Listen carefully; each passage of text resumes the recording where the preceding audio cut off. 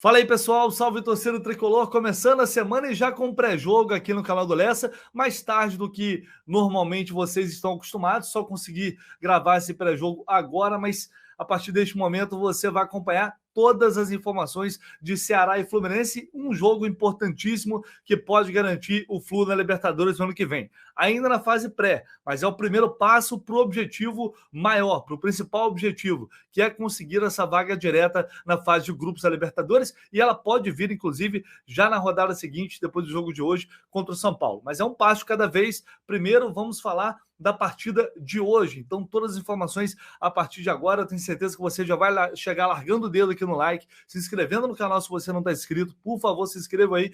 Conto muito com vocês todos os dias aqui, trazendo informações, trazendo conteúdo, enfim, tudo que você precisa saber de Fluminense, você encontra aqui no canal do Lessa. Então, larga o dedo no like e vamos que vamos para esse pré-jogo de uma partida que tem um contexto bem diferente do habitual, né? Um Ceará lutando contra o rebaixamento desesperadamente, vai jogar sem a sua torcida, levou uma punição do STJD devido às confusões, né, daquela invasão de campo lá contra o Cuiabá, tudo que aconteceu naquela partida, enfim, foram 6 jogos de punição.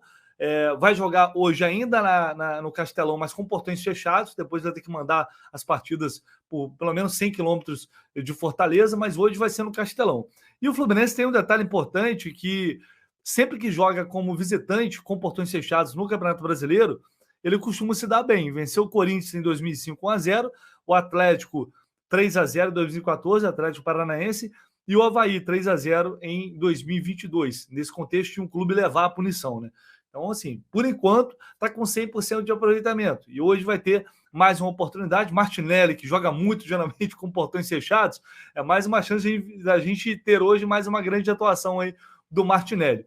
É um adversário que o retrospecto recente ele é bem equilibrado. O Fluminense, nos últimos 12 jogos, venceu 5, perdeu 3 partidas, empatou outras 4. No geral, são 32 jogos, 15 vitórias, 9 empates e 8 derrotas.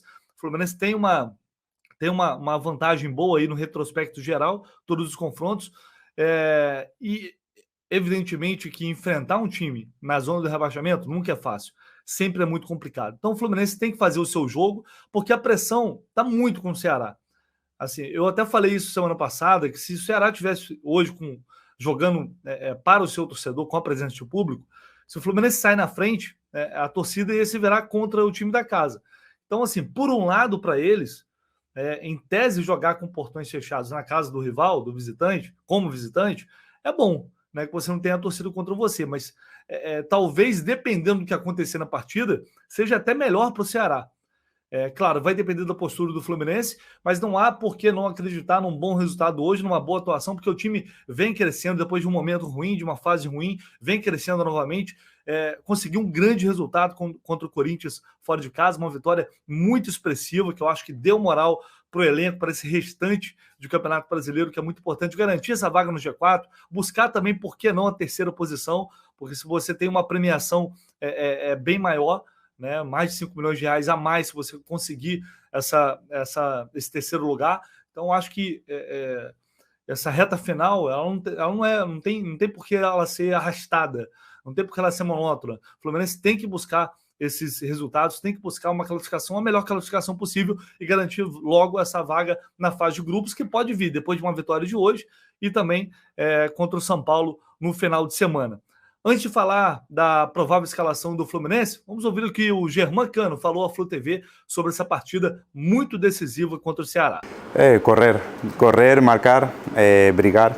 A gente sabe que é um time muito difícil lá em seu campo, um jogo decisivo para nós também. A gente quer brigar pela vaga para a Libertadores, assim que a gente está muito comprometida, com muita confiança de poder ganhar o jogo e continuar nessa briga também, que a gente está jogando cada dia melhor, está entendendo cada dia mais o que Fernando quer.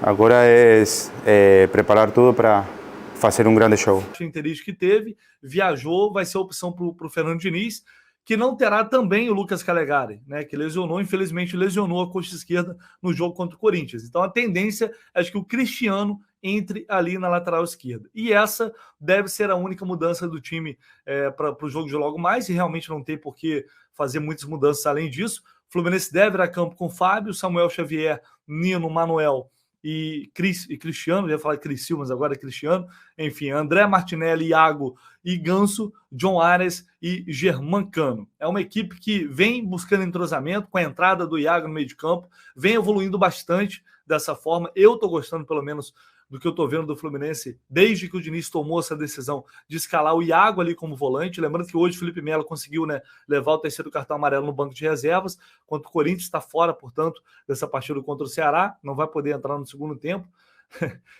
porque senão fatalmente iria entrar. Mas estou bastante confiante. Eu acho que a entrada do Iago, falei isso depois do jogo contra o Corinthians, ela deu uma equilibrada muito boa na equipe. Eu acho que o Fluminense estava precisando disso. Consegue proteger mais seu sistema defensivo, com mais poder de marcação, e também não perdeu intensidade na frente, né? O que falta ainda melhorar é esse entendimento, o entrosamento, porque não é fácil, né, essa conexão entre os jogadores. Quando você muda uma peça, às vezes parece que é só uma mudança, e em tese não faria tanta diferença assim, mas faz. Então acho que essa equipe está buscando ainda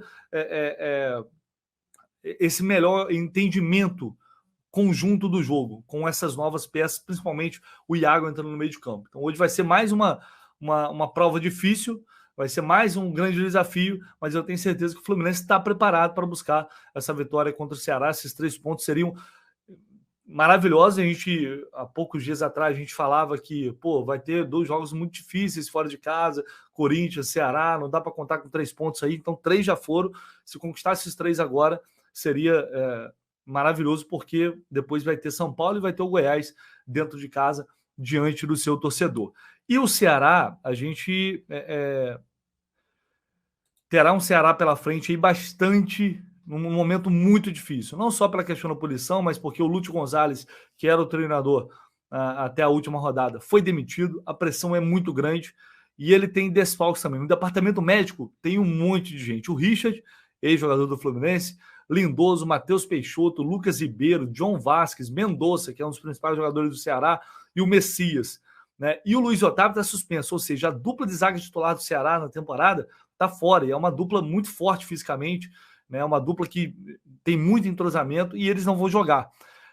Por outro lado, o Jô está voltando, e também o Richardson, que cumpriu suspensão na última rodada. Então o Ceará deve ir a campo com João Ricardo, Nino Paraíba, Gabriel Lacerda, Marcos Vitor e Bruno Pacheco, Richardson, Fernando Sobral, Lima, Vina, Diego e o Jô no ataque. É um Ceará muito desfalcado, é um time bastante enfraquecido em relação àquela equipe que o Fluminense venceu por 2-1 no primeiro turno. Aliás, aquele jogo marcou a despedida do ídolo Fred, né? Marcou o último jogo do Fred com a camisa do Fluminense. Foi um jogo muito especial por tudo que aconteceu naquele momento, mas é uma equipe bastante diferente, são momentos muito diferentes, e o Fluminense vai ter que, aliás, não pode acreditar, e eu tenho certeza que, acho que ninguém acredita nisso, que terá um adversário mais fácil, mais simples, porque vem nessa pressão e tem muitos desfalques. Tem que encarar esse jogo com a mesma seriedade das outras partidas. Vamos falar de arbitragem para a gente já encerrar esse pré-jogo aqui. Rafael Claus vai apitar o jogo. Árbitro de Copa do Mundo, mas que não vem numa fase tão boa, tem cometido alguns erros, né? Ao contrário do Wilton Pereira Sampaio, que está numa fase excelente, o Claus não está. É um árbitro que eu acho que muita gente não gosta, eu também não gosto muito. É um cara que tem capacidade, mas tem caído de rendimento. Os últimos 3 jogos dele, no entanto, o Fluminense venceu os 3. 3 jogos, 3 vitórias, porque o retrospecto dele no total é muito negativo. É impressionante. São 29 jogos, com 8 vitórias do Flu, 4 empates e 17 derrotas, gente. 17 derrotas. É impressionante, o dobro praticamente. Em 2022, ele apitou 5 jogos. Depois, além dessas 3 vitórias, foram 2 derrotas. O clássico contra o Flamengo, no primeiro turno do Brasileiro, e também a derrota para o Curitiba por 3-2 lá no Couto Pereira, aquele jogo, né, que a gente já citou muitas vezes aqui, em que o Iago leva uma porrada do Andrei, dentro da área, não dá falta, não dá pênalti, e não expulsa o Andrei, depois o Andrei vai lá e faz o gol. Era o Klaus naquela partida com o Wagner Hilwe. Enfim, torcer para que ele, hoje não tem nem torcida para pressionar, para que ele faça uma arbitragem decente e não atrapalhe nenhuma das equipes. Ele vai ser auxiliado pelo Danilo Ricardo Simão Maniz e pela Neuza Inês Bach, 2 assistentes FIFA, são muito bons, inclusive. O árbitro de vídeo vai ser o Rafael Trace, de Santa Catarina, que também é um bom árbitro. A bola vai rolar às 8 da noite, com transmissão pelo Premier Sport TV, lá no Futebol Globo CBN, no canal do YouTube da CBN, você acompanha por lá. Né, estarei lá com a equipe do Futebol Globo CBN e aqui depois o canal do Lessa analisando, né, se Ceará e Fluminense tomaram com mais uma grande vitória, assim como foi contra o Corinthians, para a gente já cravar de vez essa vaga na Copa Libertadores no ano que vem, pelo menos na fase pré. Depois vamos para o próximo objetivo, que é conseguir a vaga direta. Valeu, galera. Um abraço, tamo junto, até logo mais.